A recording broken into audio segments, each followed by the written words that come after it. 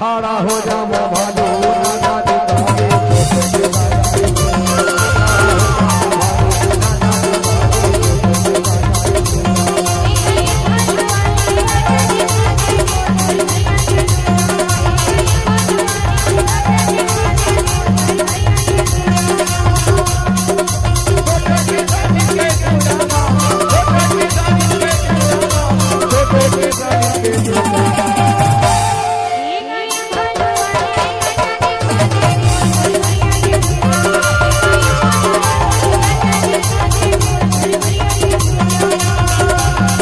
दोस्तों, अगर आप छत्तीसगढ़ी भोजपुरी हिंदी ऑर्केस्ट्रा गाना पसंद करते हैं तो हमारे YouTube चैनल केशव केवट ब्लॉग को सब्सक्राइब जरूर करें और भी नए नए वीडियो ऑडियो देखने के लिए हमें सपोर्ट बनाए रखें।